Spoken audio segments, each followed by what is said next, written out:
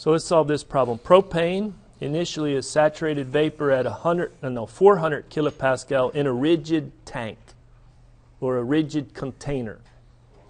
Okay? I'm sorry?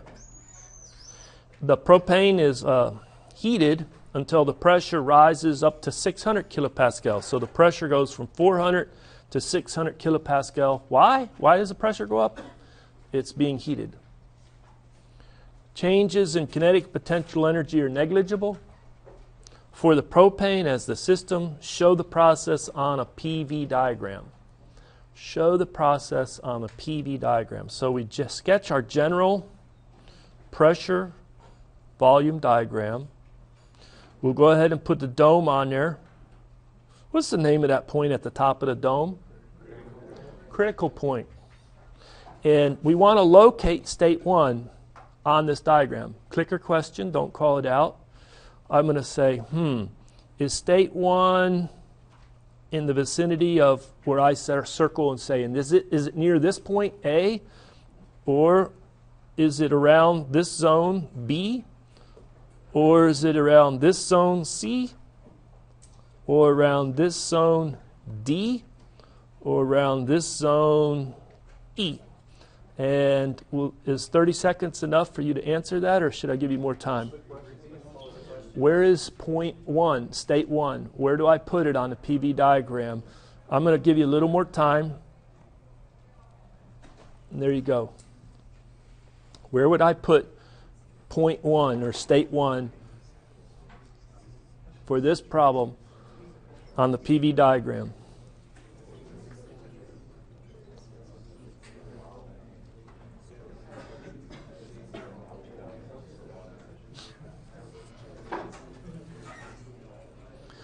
Does somebody have a table, and do they have it open to propane? Can they help me a little bit? Thank you very much. You'll be my man right now.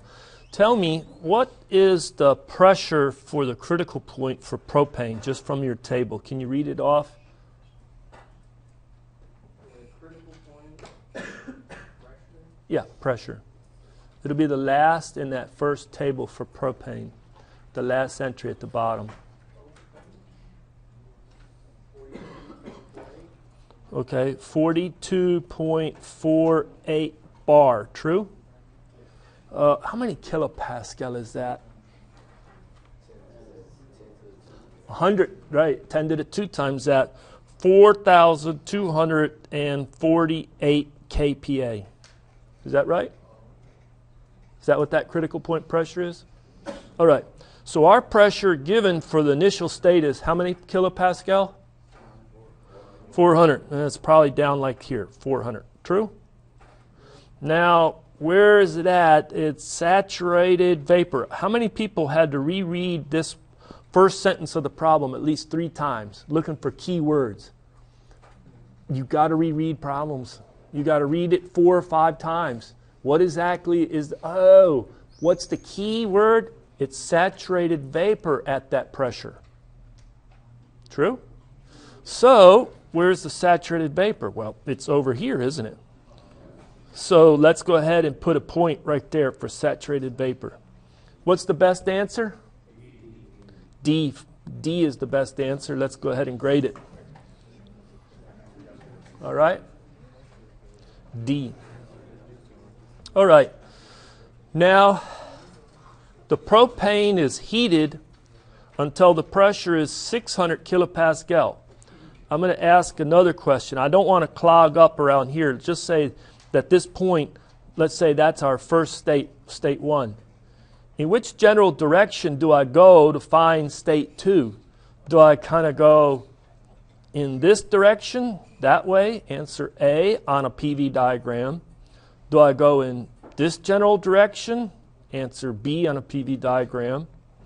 Answer this direction? Answer C on a PV diagram. Or in this direction, answer D on a PV diagram. See what I'm trying to say? I'm not trying to, let me do this. I resketch the PV diagram. I say there is state 1. State 2 is derived from heating the propane until the pressure is 600 kilopascal. where do I start moving toward? Do I move in the direction of A, B, C, or D? Define state 2.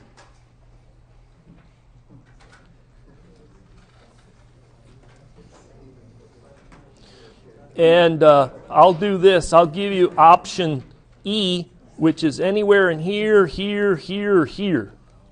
E can be any of those 4, right? If you liked option E.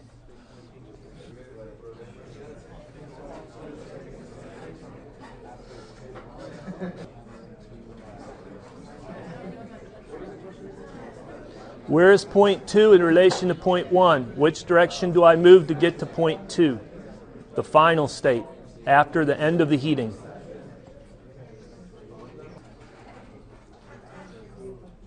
Everybody put your answer in. We're down to 5. All right, there we are. Now, how many people reread the problem statement? How many people reread the second sentence, which it says, well, even the first sentence, I should say.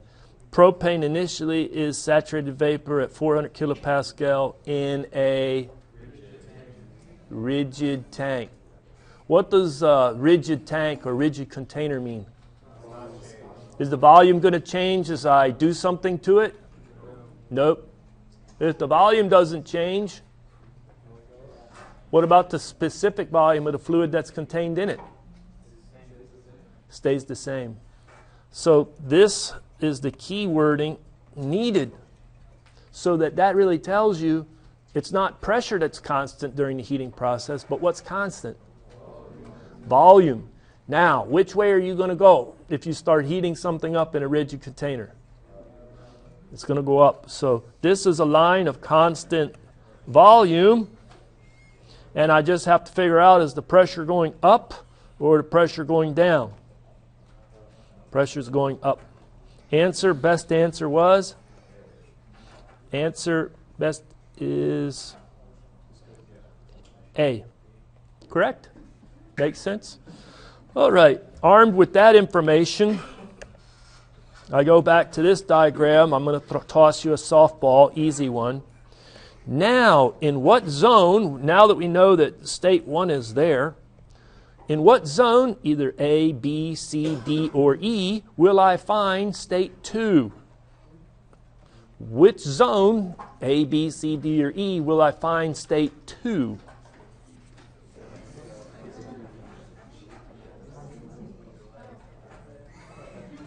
True?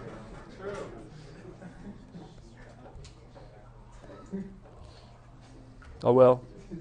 We almost had 100%. Almost 100%. All right, so that is the process on a PV diagram. Where is state 2? How would you describe state 2? Is it subcooled liquid, saturated liquid, two-phase liquid vapor mixture, saturated vapor, superheated vapor? How would you describe state 2? Superheated vapor. It's superheated vapor. All right, very good.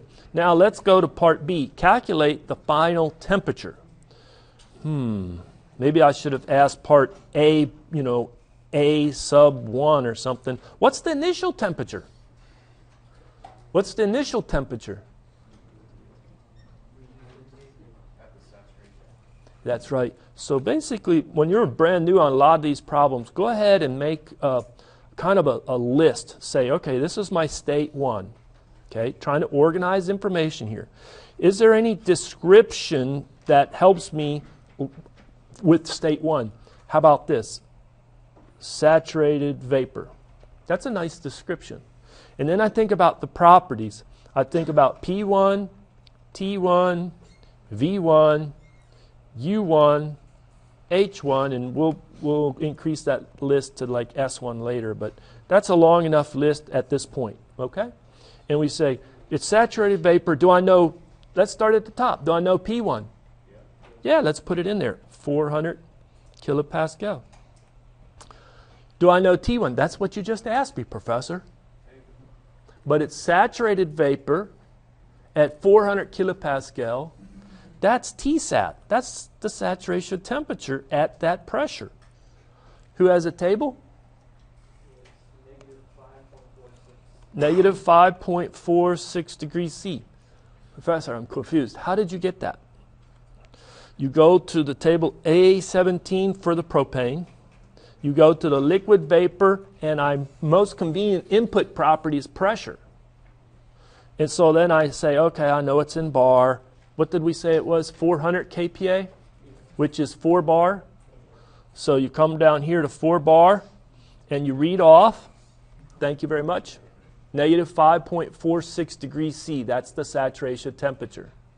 Could I also read off V sub 1? Is this V sub 1?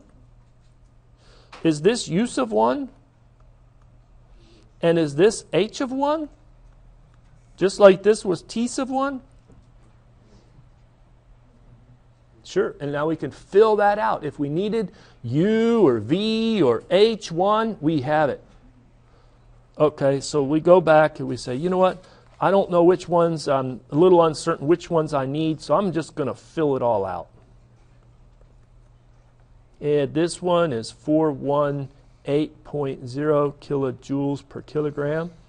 And this one's 463.5 kilojoules per kilogram. Some of that's a little extra work. We don't really need all of them, but it's nice to have them if we need them. Now we're going to go to state 2. Do I have a description for state 2? We already did a lot of work for part A. What is our description for state 2? Superheated vapor. Superheated vapor. Okay? So don't be chasing around in the subcooled liquid or two-phase region stuff table. A lot of students, they'll be in the wrong table. You know what I mean? You got to get to the superheated table for the propane. That's where state 2 is going to be. Now I think, do I know P2? Anything give me information? We do. It's given in the problem statement. Isn't that 600 kPa? All right. Now, I need to know T2. You know what? That's what they're asking me to calculate. Sometimes I just put as a temporary. That's what I'm asked to calculate, T2. That's the answer I need.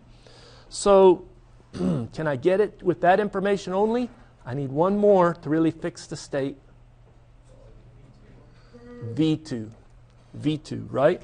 So the specific volume at state 2 from that it's a rigid tank undergoing a process is equal to V1, which is numerically 0.1137 meters cubed per kilopascal. No, not kilopascal, kilogram. Now, in principle, these two independent intensive properties allow me to get the other ones. Knowing pressure at specific volume, can you get temperature? How would you do it? How? It's not an ideal gas. When you have a tables, the reason they give you the tables is there's not a simple analytic expression like the ideal gas equation. I've seen students on exams, no matter what I say, use the ideal gas equation for water in a two-phase region to help calculate the quality. Ideal gas equation valid for water in a two-phase region?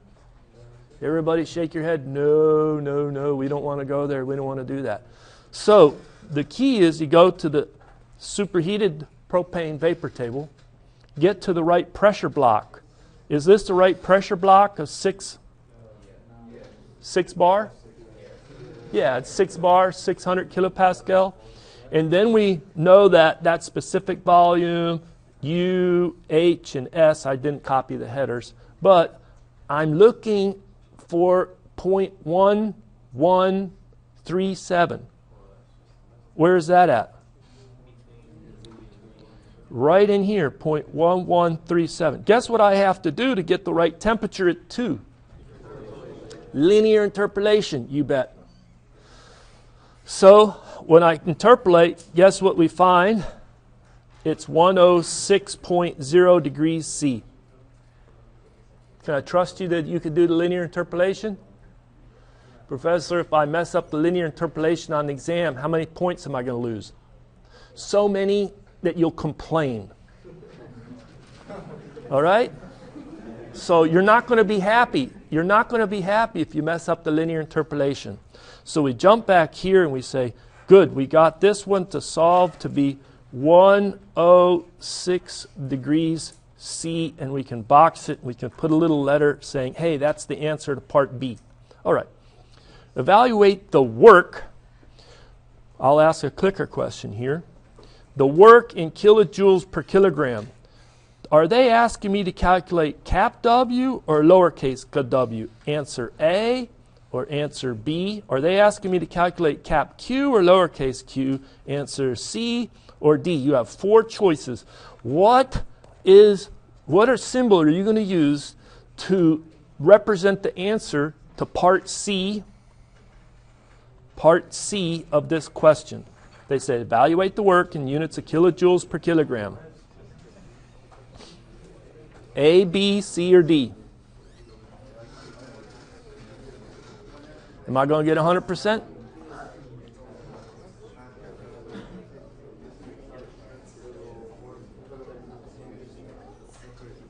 Oh no, did everybody have enough time? I have to ask that question again then. So there you go, I ask it again. So please re-input your answer.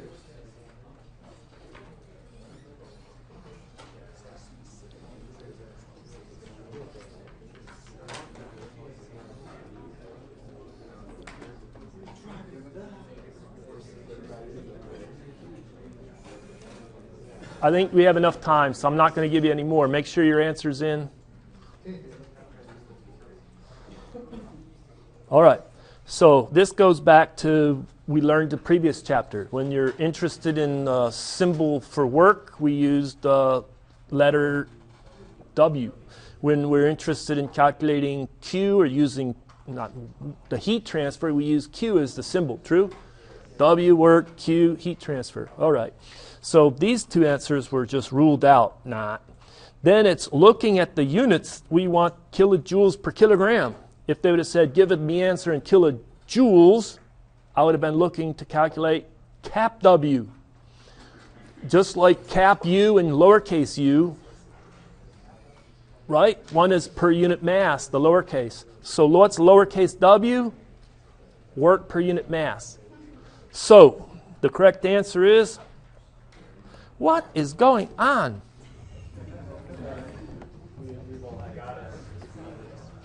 I'm not trying to be tricky. I'm not trying to be tricky. All right.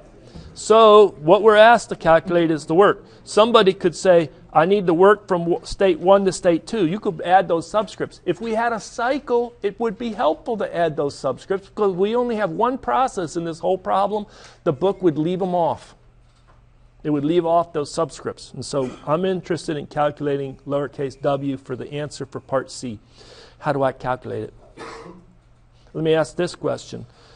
Do you believe, this is a clicker question, the work 1 to 2, I'm going to do that, is going to be less than 0, equal to 0, or greater than 0 for this problem? Answer A, answer B, or answer C. Is it going to be negative? Is it going to be equal to 0? Or is it going to be a positive quantity? I will start the clicker. There you go. The work 1 to 2 for this problem. Negative, answer A. Equal to 0, answer B. Positive, answer C.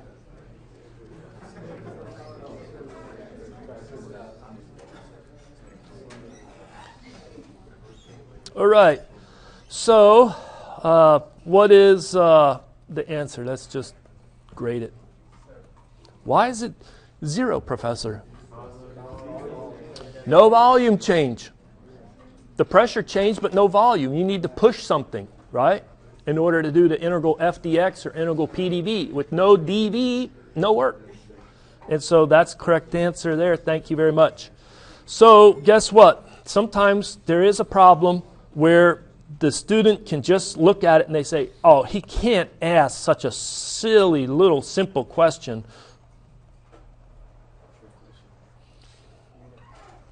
You don't even need units on 0.